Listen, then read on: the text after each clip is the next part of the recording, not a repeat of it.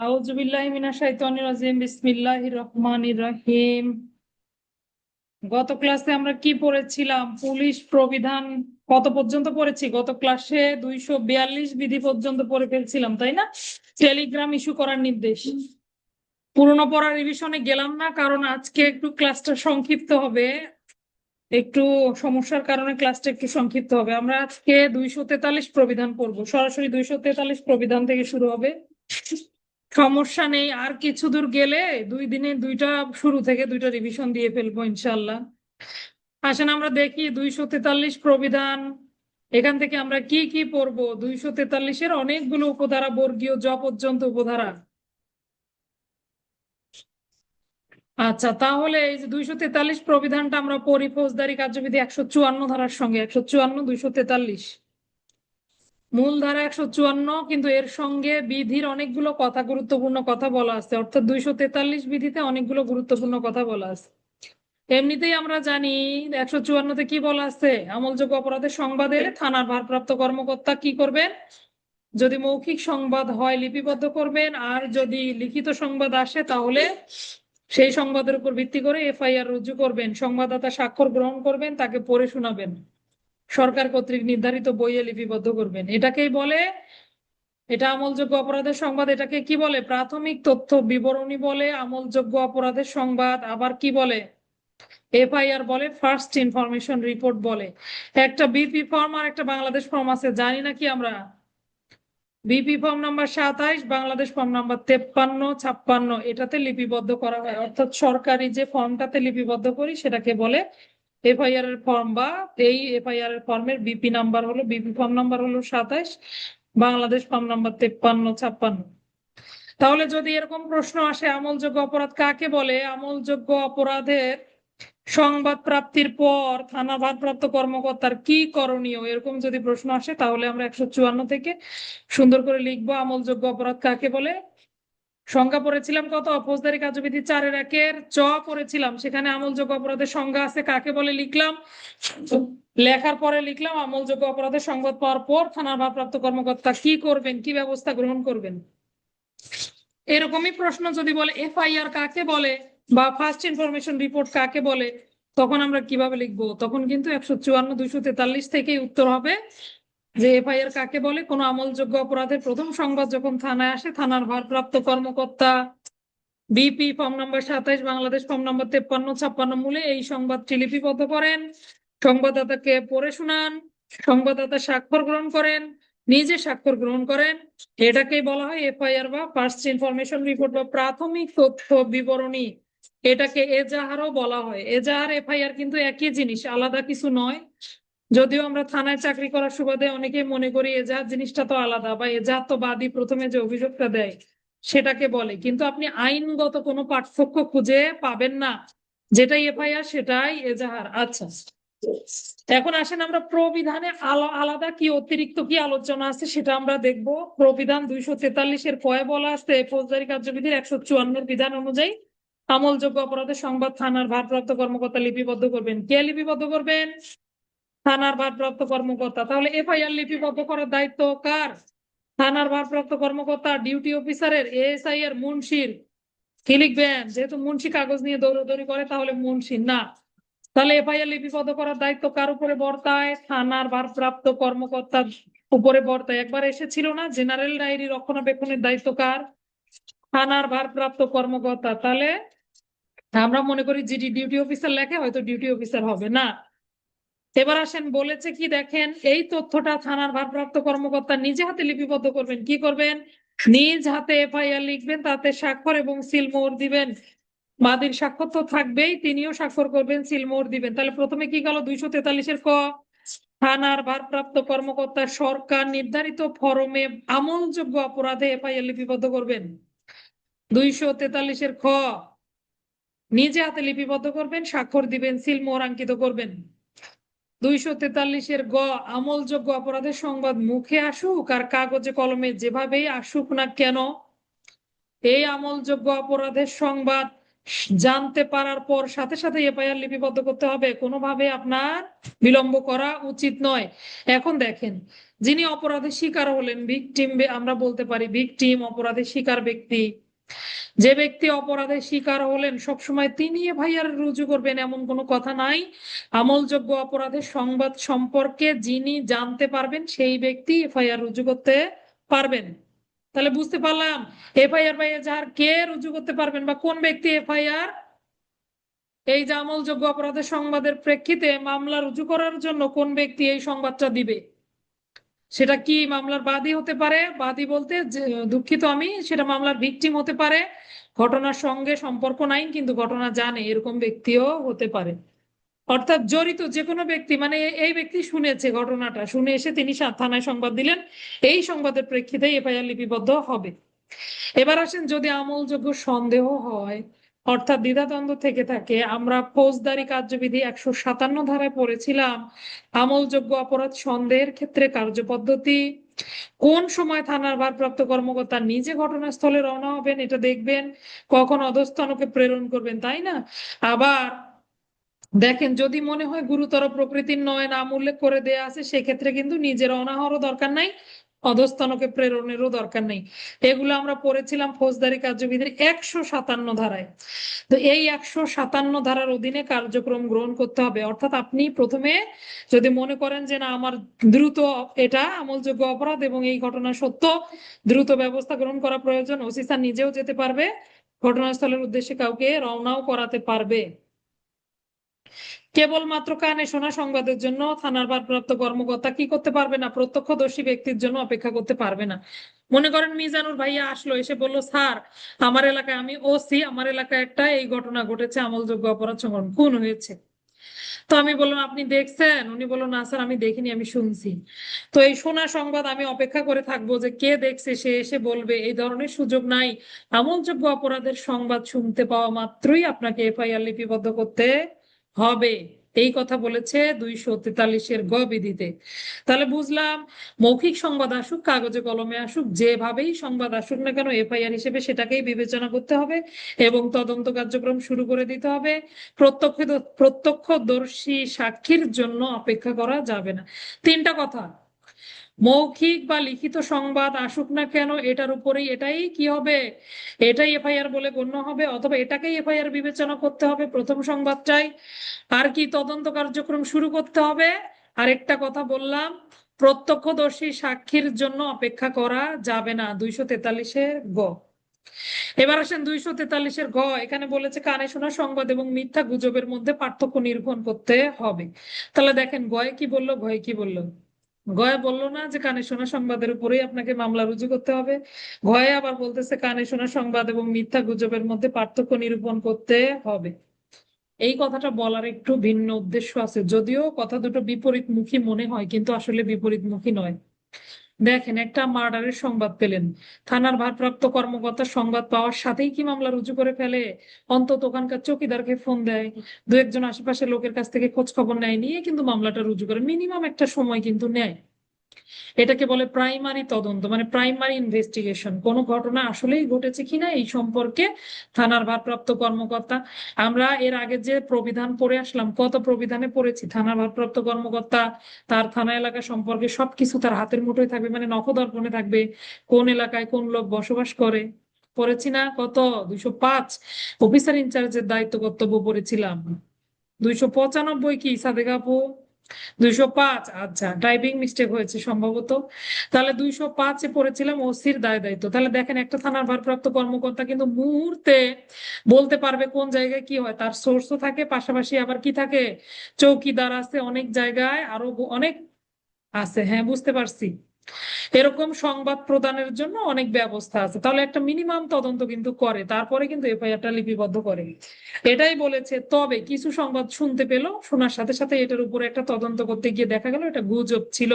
তো এরকম কানে শোনা সংবাদ এবং মিথ্যা গুজব গুলো আগে একটু হালকা হলেও যাচাই বাছাই করতে হবে, এটার মধ্যে পার্থক্য নিরূপণ করতে হবে যে কোনটা গুজব আর কোনটা কি, কোনটা আসল সংবাদ, এটারও ভেতরে পার্থক্য নিরূপণ করবে। এবং যদি স্বাক্ষর নাও থাকে, একটা সংবাদ দিয়ে গেল একজন, লিখে দিল কিন্তু সেটাতে স্বাক্ষর করে নাই, যেহেতু স্বাক্ষর নাই এফআইআর এর পূর্ব শর্ত কি? বাদী স্বাক্ষর থাকতে হবে না? অবশ্যই বাদীর স্বাক্ষর থাকতে হবে, থানার ভারপ্রাপ্ত কর্মকর্তার স্বাক্ষর থাকতে হবে, সংবাদ আমলযোগ্য বলে বিবেচিত হতে হবে। এগুলো কিন্তু এফআইআর এর শর্ত। আমরা পড়বো, যখন লিখিত প্রশ্ন পড়বো তখন অনেকগুলো বিষয় পড়বো, দেখবেন ইনশাল্লাহ আল্লাহ যদি সুযোগ দেয়। তাহলে এটাই বলেছে যে যদি সিগনেচার নাও থাকে, বাদী স্বাক্ষর নাও থাকে, তাহলেও আপনাকে অন্তত এটা জেনারেল ডায়েরিতে লিপিবদ্ধ করতে হবে। এরপরে তদন্ত সাপেক্ষে যদি ঘটনা প্রমাণিত হয় পরবর্তীতে এফআইআর হিসেবে গণ্য হবে।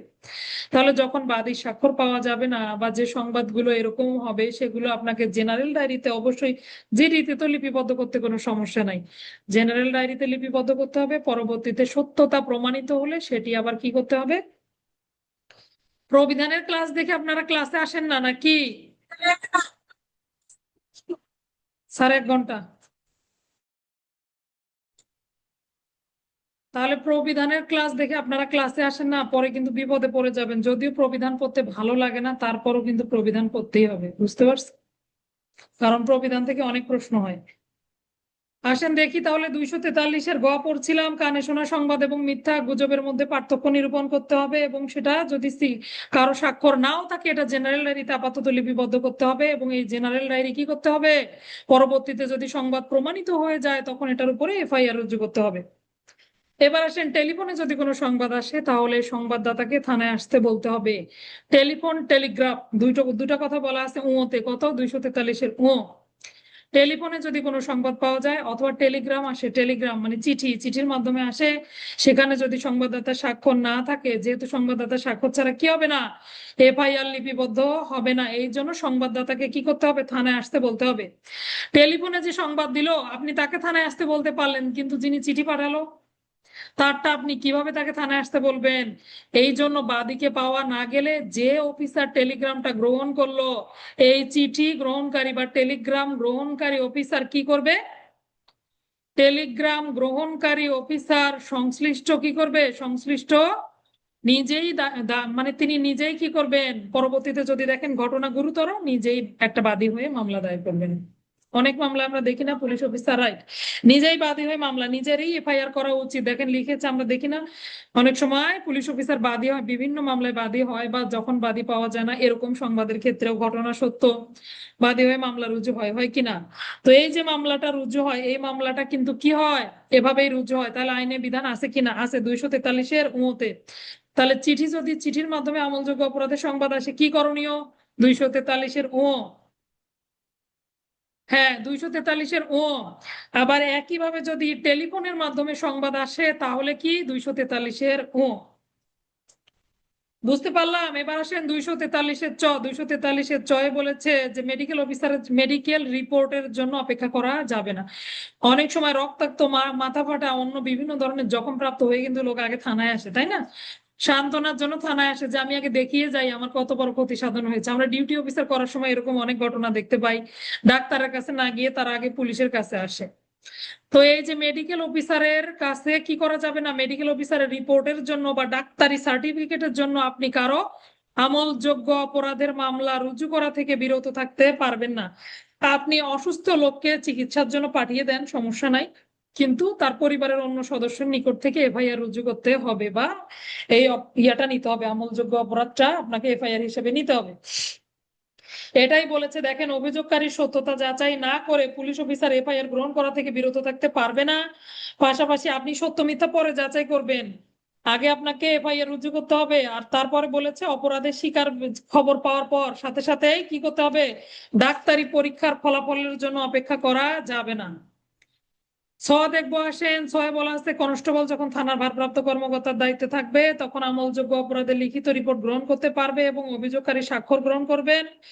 রিপোর্টের সংক্ষিপ্তসার জেনারেল ডায়েরিতে টুকে রাখবেন। এইটা বেশি বেশি দাগ দেন, ট্রিপল স্টার।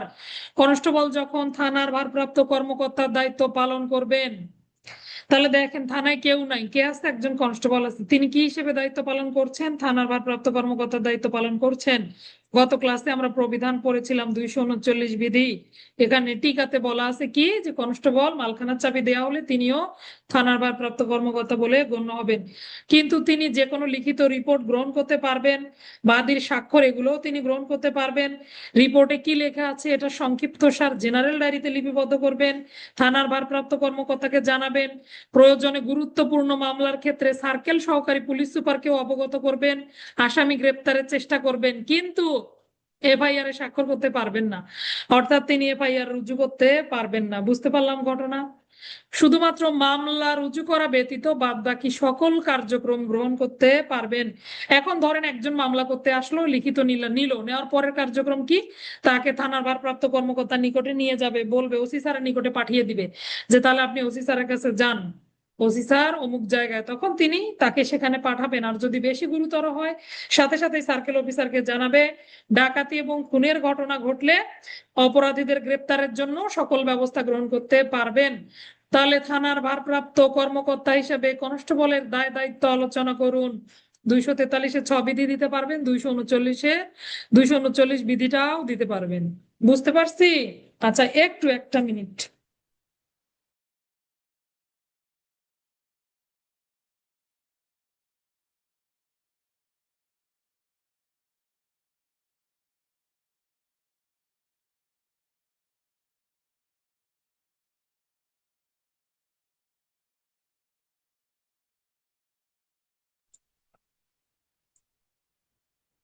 আচ্ছা, তাহলে আমরা যেখানে ছিলাম 243-এর বর্গীয় জ দেখবো। 243-এর বর্গীয় জয় বলা আছে এফআইআর একবার লিপিবদ্ধ হলে সেটা আর থানার অফিসার কর্তৃক বাতিল করা যাবে না। থানার অফিসার কেন, কেউই এটা আর বাতিল করতে পারবে না। একবার সরকারি দলিল, এফআইআর সরকারি দলিল বলে গণ্য হবে। এফআইআর একবার লিপিবদ্ধ করা হলে সেটি আর কি করা যাবে না, কোনোভাবেই বাতিল করা যাবে না।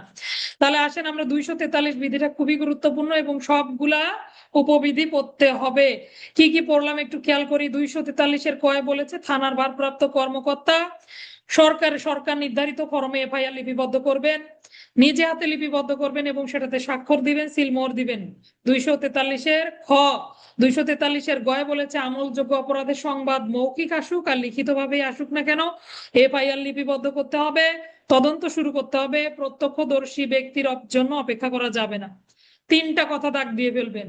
তাহলে এফআইআর লিপিবদ্ধ করবেন, মৌখিক সংবাদ হোক লিখিত সংবাদ হোক তদন্ত শুরু করবেন এবং প্রত্যক্ষদর্শী ব্যক্তির জন্য অপেক্ষা করবেন না। ভয় বলেছে কানে শোনা সংবাদ গুজবের মধ্যে পার্থক্য নিরূপণ করবেন। আপাতত যদি স্বাক্ষর না থাকে জেনারেল ডায়েরিতে লিপিবদ্ধ করবেন। কার স্বাক্ষর নাই? বাদী বা সংবাদদাতার স্বাক্ষর নাই, তাহলে জেনারেল ডায়েরিতে লিপিবদ্ধ করবেন।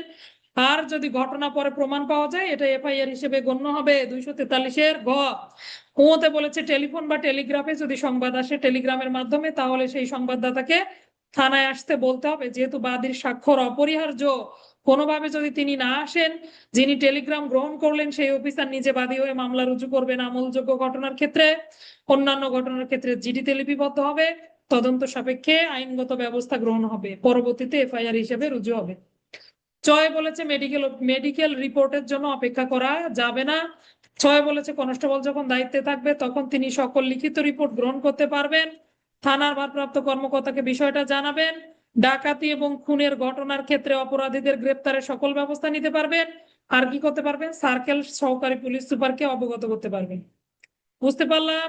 বর্গীয় জয় বলেছে এফআইআর লিপিবদ্ধ করা হলে সেটা আর কি করা যাবে না, বাতিল করা যাবে না। তাহলে 243-এর ক থানার ভারপ্রাপ্ত কর্মকর্তা সরকারি ফরমে এফআইআর লিপিবদ্ধ করবেন। 243-এর খ নিজে হাতে লিখবেন, স্বাক্ষর দিবেন, সিলমোহর দিবেন। 243-এর গ কানে শোনা সংবাদ হোক, দুঃখিত আমি লিখিত বা কাগজে কলমে মৌখিক যে সংবাদে আসুক না কেন এফআইআর লিপিবদ্ধ করতে হবে, তদন্ত শুরু করতে হবে, প্রত্যক্ষদর্শী সাক্ষীর জন্য অপেক্ষা করা যাবে না। 243-এর ঘ কানে শোনা সংবাদ মিথ্যা গুজবের মধ্যে পার্থক্য নিরূপণ করতে হবে। 243-এর উ টেলিফোন টেলিগ্রাফ। 243-এর চ মেডিকেল রিপোর্টের জন্য অপেক্ষা করা যাবে না। 243-এর ছ কনস্টেবল দায়িত্বে থাকলে কি হবে? 243-এর বর্গীয় জ একবার লিপিবদ্ধ হলে সেটা আর বাতিল করা যায়। আশা করি সবাই বুঝতে পেরেছেন। এভাবে সংক্ষিপ্ত করে মনে রাখবো। তাহলে প্রথম দুইটাই হলো ওসির কথা, সরকার নির্ধারিত ফরমে নিজে হাতে লিখবে। ক খ গয়ে বলেছে মৌখিক বা লিখিত সংবাদ এফআইআর লিপিবদ্ধ হবে। ঘয়ে বলেছে কানে শোনা সংবাদ গুজব, উতে বলেছে টেলিফোন টেলিগ্রাফ, ছয়ে বলেছে ডাক্তারি রিপোর্ট, ছয়ে বলেছে কনস্টেবল দায়িত্বে থাকলে, বর্গীয় জয়ে বলেছে এফআইআর লিপিবদ্ধ হলে তার কি করা যাবে না, বাতিল করা যাবে না।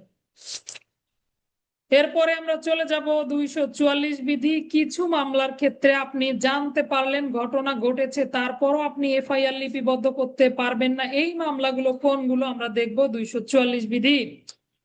244-এর সঙ্গে 254 বিধি পড়ে ফেলবো। একই কথা বলা আছে। 244-এ বলেছে কিছু মামলা ব্যতীত সকল মামলার এফআইআর নেওয়া হবে। এছাড়া বাকি যে মামলাগুলো থাকবে এই মামলাগুলোর ক্ষেত্রে নন এফআইআর প্রসিকিউশন দাখিল হবে।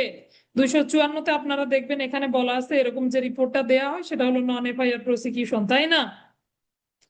যখন পড়বো তখন দেখবো। আপাতত 244টা নেই। দেখেন, পুলিশের নিকটে যে কোনো আমলযোগ্য অপরাধ যদি পেশ করা হয় সাথে সাথে এফআইআর নিতে হবে, তাই তো?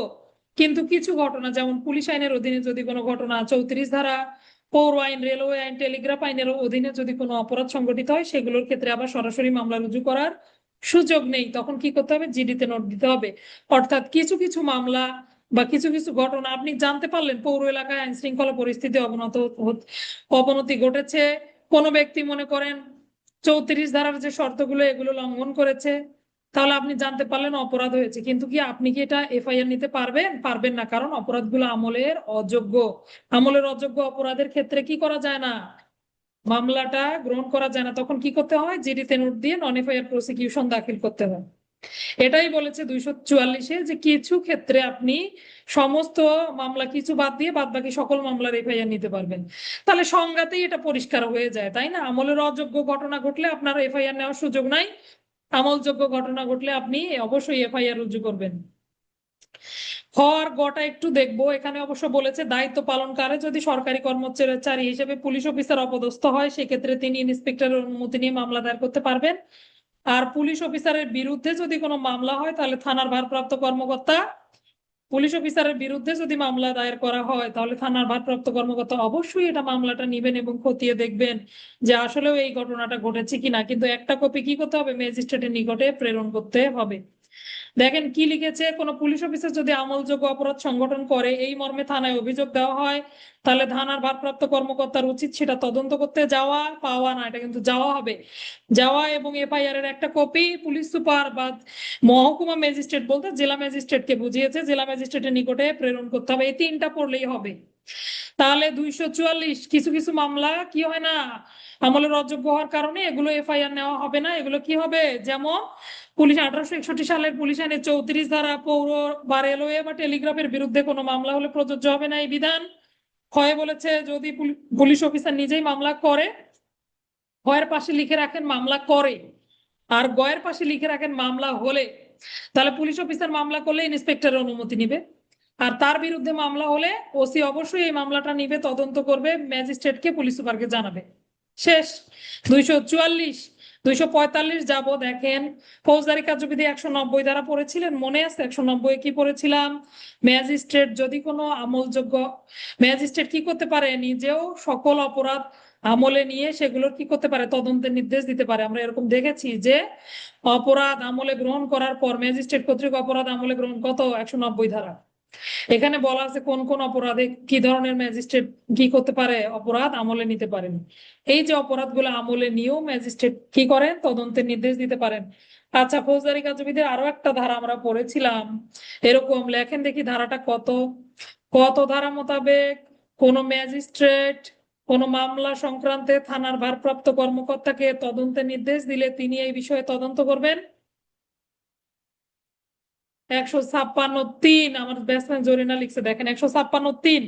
তাহলে 156(3)-এ বলা আছে এই যে অপরাধ আমলে নেয়, কত ধারায় নেয়? 190 ধারায় ম্যাজিস্ট্রেট অপরাধ আমলে নেয়, নেয়ার পর নির্দেশ দিলে 156(3) ধারা মোতাবেক থানার ভারপ্রাপ্ত কর্মকর্তা এটা তদন্ত করতে পারবেন। এই কথাটাই 245 বিধিতে বলেছে। তাহলে আপনি 190 এর সাথে 245 বিধি ব্যবহার করতে পারবেন, 156(3) এর সাথেও দেয়া যায়।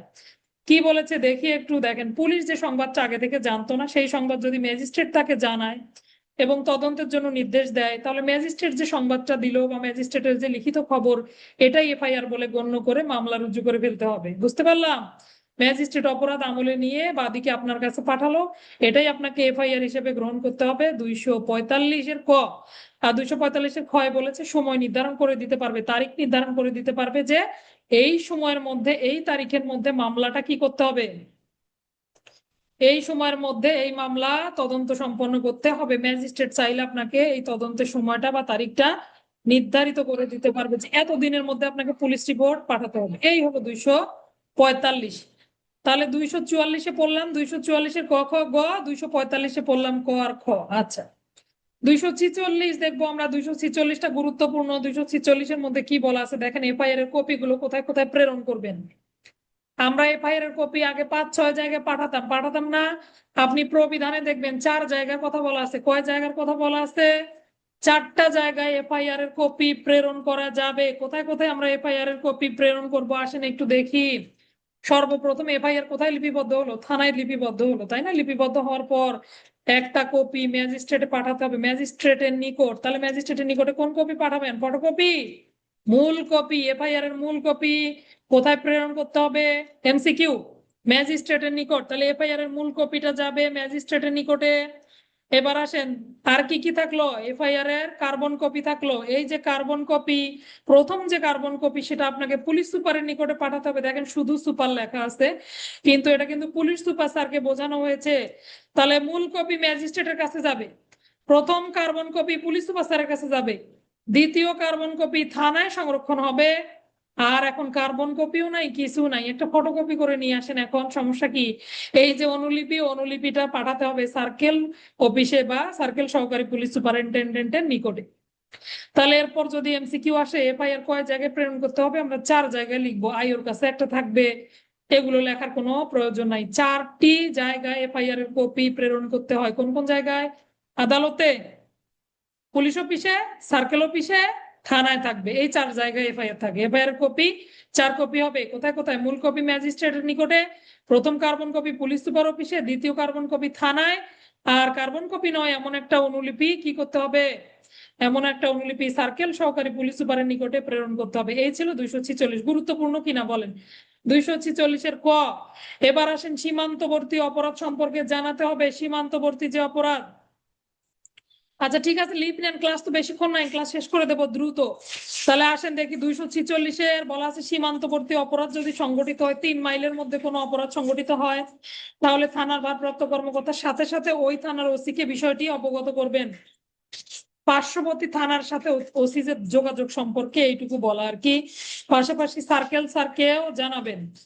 মনে করেন 3 মাইলের মধ্যে আপনার থানা সীমানা শেষ, কিন্তু আপনার থানা সীমানা থেকে 3 মাইলের মধ্যেই একটা ঘটনা ঘটলো, ওই থানার ভারপ্রাপ্ত কর্মকর্তা জানলেন না, কিন্তু আপনাকে, আপনি ওসি হিসেবে আপনার দায়িত্ব, আপনি ওই থানার ভারপ্রাপ্ত কর্মকর্তাকে অবগত করবেন। তাহলে কত মাইলের মধ্যে? 3 মাইলের মধ্যে। আর কাকে জানাবেন? সার্কেল স্যারকে। ওসি স্যারকে জানাবেন, সার্কেল স্যারকে, এক ওসি আরেক ওসিকে জানাবে এবং সার্কেল সহকারী পুলিশ সুপারকে জানাবে। মানচিত্রে ঘটনাটা অঙ্কন করে রাখবে আর জেনারেল ডায়েরিতে লিপিবদ্ধ করে রাখবে। মানচিত্র আমরা দেখেছি না, সামনে গিয়ে পাবো আমরা ক্রাইম ম্যাপ পাবো, ক্রাইম চার্ট পাবো, আরো দেখেছিলাম ত্রিকোণমিতিক জরিপের মহাস্তম্ভ। তো থানা মানচিত্র থাকবে, এগুলোতে আবার চিহ্নিত করে রাখতে হবে যে ওই থানার সীমান্তবর্তী এলাকায় এরকম ঘটনা ঘটেছে। এবার আসেন, গুরুত্বপূর্ণ মামলা বা এসআর মামলার ক্ষেত্রে বা স্পেশাল রিপোর্ট মামলার ক্ষেত্রে কি বিধান? গুরুত্বপূর্ণ মামলার ক্ষেত্রে সার্কেল সহকারী পুলিশ সুপারকে এবং পুলিশ সুপারকে অবগত করতে হবে। তাহলে এসপি স্যার সার্কেল স্যারকে জানাতে হবে। গুরুত্বপূর্ণ মামলা যদি ঘটে, এসআর মামলা, গুরুত্বপূর্ণ মামলা কত বিধিতে পড়ে আসছিলাম মনে আছে? 53 বিধিতে পড়েছিলাম গুরুত্বপূর্ণ মামলা সমূহ। এই যে 53 বিধির যে মামলাগুলো, মনে করেন সীমান্তবর্তী একটা জায়গায় এইরকম মামলা হয়েছে, তখন আপনাকে পুলিশ সুপার স্যারকেও জানাতে হবে, সার্কেল স্যারকেও জানাতে হবে। আপনার এলাকায় ঘটেছে গুরুত্বপূর্ণ মামলা, তাতেও আপনাকে সার্কেল স্যারকে পুলিশ সুপার স্যারকে অবগত করতে হবে। এই ছিল 246 বিধি। 247 থেকে শুধু 2টা লাইন পড়বো। কি কি লাইন পড়বো? যদি কোনো আমলযোগ্য অপরাধের সংবাদ কেউ দিতে আসে এবং যদি তিনি চুরি যাওয়া মালামাল সম্পর্কে বলে যে আমার বাড়িতে এত চুরি হয়েছে, এই এই মালামালগুলো চুরি গেছে, তখন ওই ব্যক্তির নিকট থেকে তার স্বাক্ষরিত একটা আপনি চুরি যাওয়া মালামালের তালিকা গ্রহণ করবেন। এই তালিকাটা আপনাকে এফআইআর এর সাথে কোর্টে প্রেরণ করতে হবে। একটা কপি নিজের তদন্তের জন্য রেখে দিতেও পারেন। তদন্তকারী কর্মকর্তা চাইলে এই মালামালের তালিকার একটা কপি নিজের জন্য রেখে দিতে পারবে। বুঝতে পারলাম? তাহলে চুরি যাওয়া মালামালের তালিকা সম্পর্কে করণীয় কি? এজাহারকারী বা মামলার এফআইআর কারী যে ব্যক্তি, তার নিকট থেকে চুরি যাওয়া মালামালের তালিকা নিতে হবে, এই তালিকায় তার স্বাক্ষর নিতে হবে, পাশাপাশি এই তালিকাটা মামলার সাথে বিজ্ঞ আদালতে প্রেরণ করতে হবে। আর আর কি বলেছে, যিনি তদন্তকারী কর্মকর্তা তিনি আবার একটা কপি তার তদন্তের জন্য রেখে দিতে পারবেন। 248 এখতিয়ারাধীন এলাকার বাইরে যদি অপরাধ সংগঠন হয় সেক্ষেত্রে কি করবেন? অনেকটা আগেরটা ছিল পার্শ্ববর্তী থানা, আর এখানে আপনাকে বলেছে আপনার এখতিয়ারেই নাই, এখতিয়ারের বাইরে যদি কোনো অপরাধ সংগঠিত হয়ে যায় অবশ্যই যে থানার এখতিয়ারে পড়ে সেখানে আপনাকে দ্রুত সংবাদ দিতে হবে, প্রয়োজনে আসামি গ্রেপ্তারের ব্যবস্থা করতে হবে। এবার আসেন ফৌজদারি কার্যবিধি 182 মনে আছে কিনা? 182 ধারা, যদি একাধিক এলাকায় অপরাধ সংগঠিত হয়, একাধিক এলাকায় এফআইআর রুজু হয়, পুলিশ রিপোর্ট কোথা থেকে দিবে? তাহলে পুলিশ রিপোর্ট দাখিলের পূর্বে অবশ্যই পুলিশ সুপার স্যার কি করবেন? একটা সুনির্ধারিত মতামত প্রদান করবেন যে না, যে কোনো এক জায়গায় পুলিশ রিপোর্ট হবে। মামলা একাধিক জায়গায় হোক সমস্যা নাই, একই মামলা মনে করেন কত অংশ রংপুরে হয়েছে, সেখানে মামলা রুজু হয়েছে, আবার আরেকটা পার্শ্ববর্তী থানা অন্য কোনো থানায় সংগঠিত হয়েছে সেখানে মামলা রুজু হয়েছে, মামলা একাধিক জায়গায় রুজু হলে সমস্যা নাই, পুলিশ রিপোর্ট কিন্তু একটাই দাখিল হবে। কত ধারা? ফৌজদারি কার্যবিধি 182 ধারা, প্রবিধান কত? 248 বিধি। আশা করি মনে রাখবেন, খুবই গুরুত্বপূর্ণ বিষয়। 250 দিয়ে আমরা ক্লাস শেষ করে ফেলবো। 250 হইচই বিজ্ঞাপন। 250-এ বলেছে দেখেন, হইচই বিজ্ঞাপন, এটা এখান থেকে কিরকম প্রশ্ন হয়ে থাকে? সাধারণত নর্মালি টিকা হয়, হইচই বিজ্ঞপ্তি, হিউ অ্যান্ড ক্রাই নোটিশ লিখুন, টিকা লিখুন। আর কিরকম হতে পারে? হইচই বিজ্ঞাপন কাকে বলে? হইচই বিজ্ঞাপন পাওয়ার পর পুলিশ অফিসারের করণীয় কি? এরকম প্রশ্ন হয়ে থাকে। তাহলে টিকা আসলে শুধু পুলিশ প্রবিধান 250 বিধি মোতাবেক কোন গুরুত্বপূর্ণ মামলা হতে পারে, চাঞ্চল্যকর মামলা হতে পারে, অপরাধী ভিকটিম এগুলো হারিয়ে যেতে পারে, চোরাই মালামাল, ডাকাতি মালামাল উদ্ধার সংক্রান্ত হতে পারে, হইচই বিজ্ঞাপন বিপি ফর্ম নম্বর 28 মূল মোতাবেক পার্শ্ববর্তী সীমান্তবর্তী থানাতে যে চিঠিটা ইস্যু করা হয় সেটাকে বলে হইচই বিজ্ঞাপন বা হিউ অ্যান্ড ক্রাই নোটিশ। এভাবে লিখতে পারেন সংজ্ঞাটা, প্রবিধান 250 বিধি দিলেন। এবার আসেন, যদি বলে হইচই বিজ্ঞাপন পাওয়ার পর করণীয় কি, বা হইচই বিজ্ঞাপন কখন কখন হইচই বিজ্ঞাপন বা এই নোটিশটা ইস্যু করা হয়, দেখেন সুন্দর করে 250 বিধিতে কিন্তু 6টা পয়েন্ট দেয়া আছে। অপরাধ সংগঠনের জন্য পেশাগতভাবে ঔষধ প্রচারের ঘটনা বলি, অভ্যাসগতভাবে ঔষধ কি করে বিক্রি করে বেড়ায় বা ঔষধ প্রচার করে বেড়ায়, সেটা কি উদ্দেশ্যে? অপরাধ সংগঠনের উদ্দেশ্যে। এই মলম নিয়ে যান, এই মলম লাগালে আপনার 10 বছরের পুরনো ব্যথা 2 মিনিটে উপশম হয়ে যাবে, তাই না? আমরা কত বিজ্ঞাপন দেখি। এই যে মলম লাগালেন, বলছে রাতে করে মলম লাগাতে হবে, একদিনে পুরো পরিবারের সবাইকে লাগাতে হবে, লাগিয়েছেন যেমনি মলম, পরের দিনে বাড়িতে হয়ে গেল ডাকাতি। বুঝতে পারলেন? এই ঘটনাগুলো এরকম।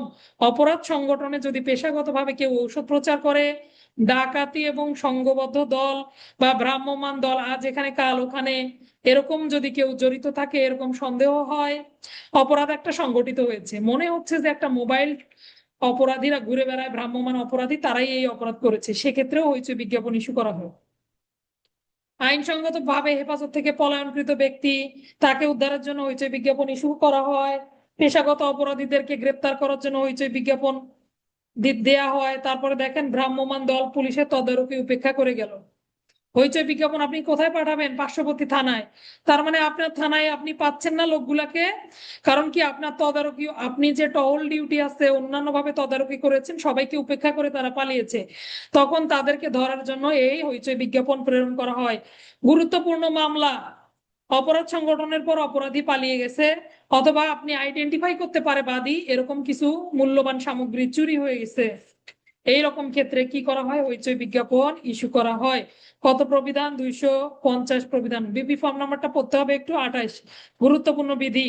তাহলে যদি এই 6টা বিষয় লিখতে না পারেন সমস্যা নাই, লিখবেন অপরাধী গ্রেপ্তার, ভিকটিম উদ্ধার, ভ্রাম্যমাণ অপরাধীদের শনাক্তকরণ, লুণ্ঠিত চোরাই মালামাল উদ্ধার, আইনসঙ্গত হেফাজত থেকে পলায়নকৃত ব্যক্তিকে পুনরায় গ্রেপ্তার ইত্যাদি বিভিন্ন কারণে হইচই বিজ্ঞাপন ইস্যু করা হয় পার্শ্ববর্তী সীমান্তবর্তী থানা এলাকাগুলোতে।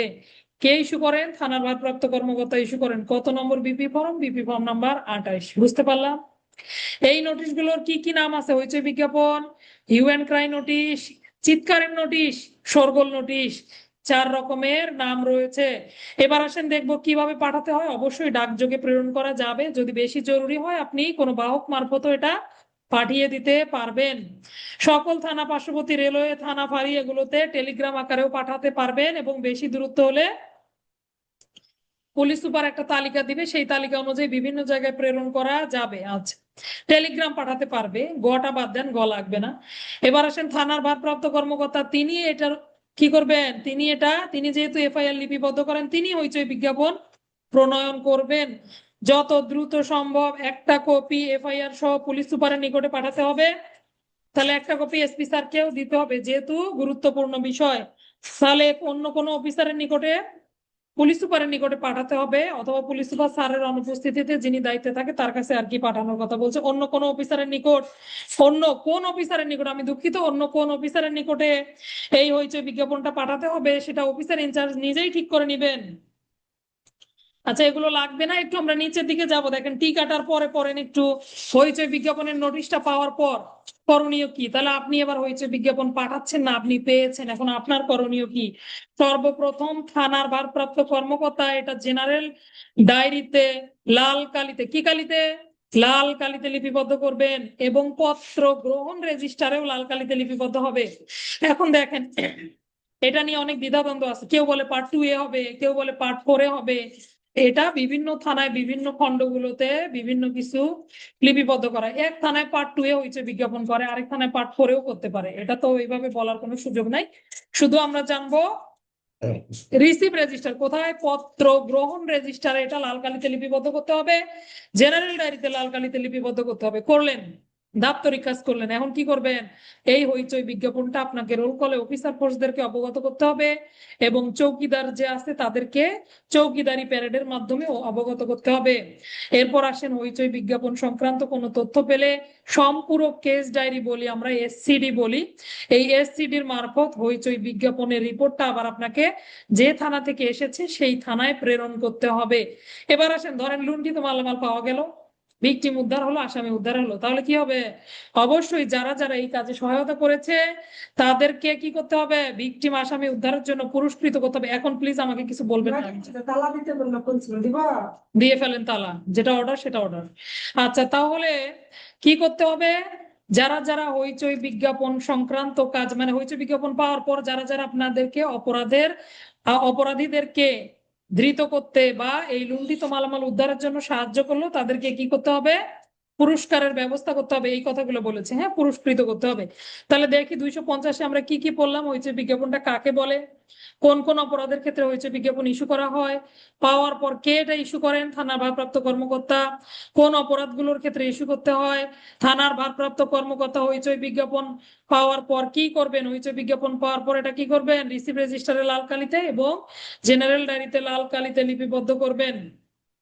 লিপিবদ্ধ করার পর এটা তার অফিসার ফোর্সদেরকে অবগত করবেন, চৌকিদারদেরকে অবগত করবেন। পরবর্তীতে এসসিডির মাধ্যমে হইচই বিজ্ঞাপনের জবাব সংশ্লিষ্ট থানায় প্রেরণ করবেন। আর বলেছে যে যদি এই উদ্ধার কার্যক্রম সম্পন্ন হয়, যারা যারা উদ্ধারের সাথে জড়িত ছিল তাদের পুরস্কারের ব্যবস্থা করবেন। আচ্ছা, আর কি রিভিশন দিতে হবে, দেখেন একটু কি কি পড়লাম। 243টা মনে আছে, 243-এ কি কি পড়েছি, 243-এর ক খ, অফিসার ইনচার্জ নিজে এই বা সরকারি ফরমে লিপিবদ্ধ করবেন, স্বাক্ষর দিবেন, সিলমোহর দিবেন।